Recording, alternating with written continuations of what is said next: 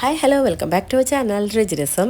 അപ്പോൾ നമുക്ക് ഇത്തവണ ചായ തിളക്കുമ്പോഴേക്ക് ഉണ്ടാക്കിയെടുക്കാൻ പറ്റുന്ന ഒരു ഈസി ആയിട്ടുള്ള സ്നാക്കിൻ്റെ റെസിപ്പി കണ്ടാലോ. ഞാനിവിടെ ബ്രെഡ് ക്രംസ് എടുത്തിട്ടുണ്ട്. നമ്മളിവിടെ നേന്ത്രപ്പഴം വെച്ചിട്ടാണ് ഈ ഒരു റെസിപ്പി ചെയ്യുന്നത്. ഞാനിവിടെ 2 നേന്ത്രപ്പഴമാണ് എടുത്തത്. നല്ല പഴുത്ത പഴം തന്നെ എടുക്കുക. ഇത് നടുക്കിൽ കൂടെ ഇങ്ങനെ കട്ട് ചെയ്തിട്ട് വീണ്ടും ഒന്ന് നടുവിലൂടെ തന്നെ 2 കഷ്ണാക്കിയിട്ട് എടുക്കുന്നുണ്ട്. ഇത് നമുക്ക് മാറ്റി വെക്കാം. ഇനി നമുക്ക് വേണ്ടത് മുട്ടയാണ്. ഞാനിവിടെ 2 മുട്ട എടുത്തിട്ടുണ്ട്. അതിലേക്ക് 1/4 കപ്പ് പാലൊഴിച്ച് കൊടുത്തിട്ടുണ്ട്. അതുപോലെ ഒരു പിഞ്ച് ഉപ്പും 2 ടേബിൾ സ്പൂൺ പഞ്ചസാരയും 1/2 ടീസ്പൂണോളം ഏലക്കാപ്പൊടിയും കൂടെ ചേർത്ത് കൊടുത്ത് നന്നായിട്ട് മിക്സ് ചെയ്തെടുക്കുക. ഇനി ഇതിലേക്ക് നമ്മൾ നേരത്തെ മുറിച്ച് വെച്ച പഴം ചേർത്ത് കൊടുത്തിട്ട് ഒന്ന് ഡിപ്പ് ചെയ്തെടുത്തതിന് ശേഷം ബ്രെഡ് ക്രംസിൽ ഒന്ന് കോട്ട് ചെയ്തെടുക്കുക.